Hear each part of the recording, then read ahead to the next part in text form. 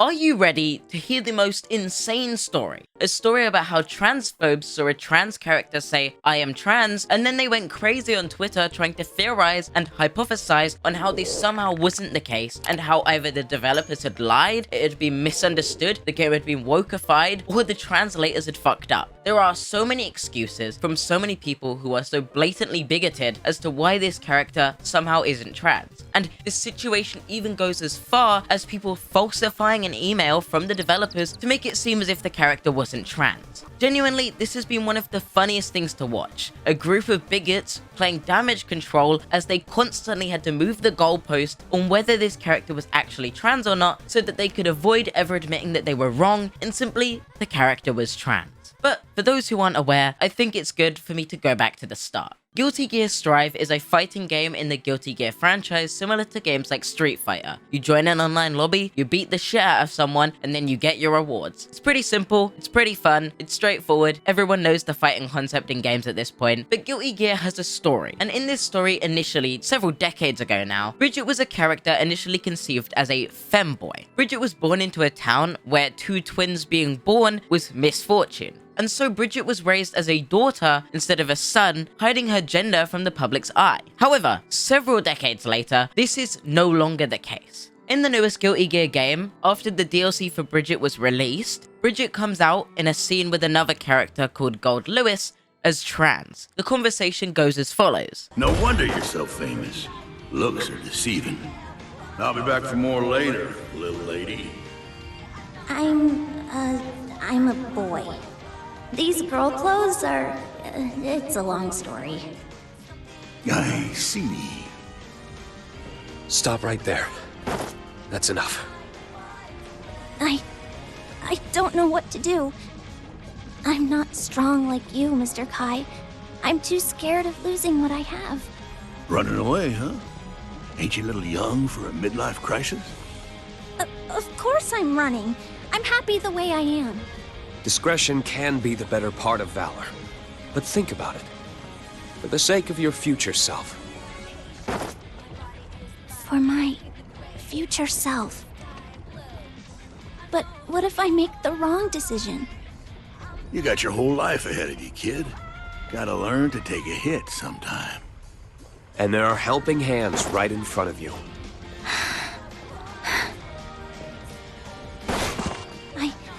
I don't want to run scared anymore. If I keep on faking it like this, I know I'll regret it. So from now on, no matter what, no more lying to myself. Thank you, both of you. Don't mention it. Happy trails, cowgirl, or, cowboy. Cowgirl is fine, because I'm a girl.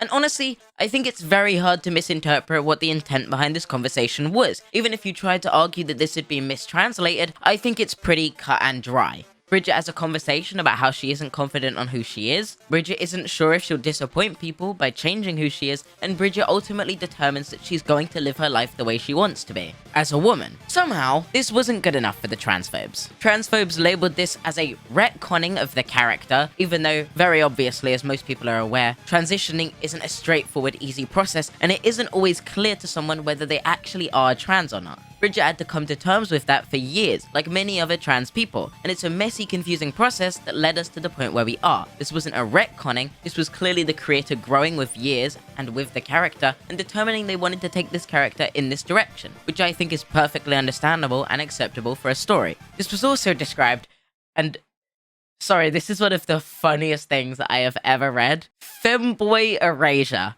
which... Genuinely, if you ever come to me and say a character transitioning is femboy erasure, I will fucking laugh at you, because you have never in your life ever touched grass, gone outside, spoke to a woman, or ever in your entire life spoke to another human being on a human-to-human level. It was also described by some Japanese fans as cultural plagiarism against and femboys. But this was not where the story ended, because then a Twitter user came out with a leaked email, supposedly, from the developers of Guilty Gear, and this email was supposed to be proof that Bridget was not trans. That the developers were referring to Bridget as a femboy or feminine boy in the story, and that somehow this had just been completely fucked up and mistranslated by the American team. And I saw many people when I mentioned Bridget being trans in replies to my tweets saying, no, this email proved that they weren't. But then, the developers of Guilty Gear came out with a Twitter post that said, our customer support has become aware that someone has impersonated them and fabricated images to make them look like official responses. We will not individually answer questions related to content that is not published in-game or on our website. Outright confirming that this email had been falsified, that this was not the case, and a bunch of bigots had gone so far as to fake a fucking email from the developers to make it seem as if this had been a massive mistake from the wokeified leftists to ruin a game. Now, sorry if this sounds insane, but I think this enough would prove the character trans. Why would they address this otherwise? But then people still kept asking for an official response, as otherwise this wasn't the case, and it could still somehow be misinterpreted in some way. With some people even claiming that this email was actually real in my replies, and that for some reason Arc Systems was lying or something about this email, and how it might have been a rogue employee, or whatever kind of bullshit excuse you can make to still keep up this goalpost moving effort to make it seem as if the woke leftists had just ruined this femboy character and erased femboys from the series. And because they kept asking for an official response, Arc Systems released a backyard development post where they gave an official response to the discourse. This response from Ishiwari, the creator of the characters and storyline in Guilty Gear, reads, "We've received many inquiries about Bridget's gender. After the events of the story in arcade mode, she self-identifies as a woman. So, as to whether he or she would be the correct pronoun for Bridget, the answer would be she. As mentioned in her character profile, Bridget was born as a younger twin son, and then raised as a girl by her parents to protect her from village superstition. Despite their intentions to protect Bridget, it pained her parents to do so as they felt they were forcing her to live in a certain way. Bridget, realizing this, attempted to bring wealth to the village, while behaving like a man, thus overturning the village superstition as a way to free her parents from the guilt. As a result, the superstition faded, and nothing remained to restrict how both Bridget and her parents live. After this, Bridget tried living as a man, but it didn't feel right. This is where the arcade mode story begins. After her exchanges with Goldwiss and Kai, Bridget faces parts of herself she has tried to ignore and makes a big decision. With Katanao, another member of the development team, chiming in to say, although the difficulty and story dialogue of arcade mode changes depending on your match results, this doesn't change the main plot, nor are there alternative good or bad endings. It's pretty cut and dry here. This is outright confirming from the developers that Bridget is trans. Or so you'd like to think, because then a bunch of transphobes on Twitter tried to argue that the only reason the developers made this decision, and get ready because this is one of the most insane goalposts I've ever read, is because in Japan, Guilty Gear was a commercial failure, selling only 11,000 copies. However, in the West, it was a success, selling 500,000 copies, which is why the author confirmed the character as trans, apparently, to appeal to the West. Are you fucking serious?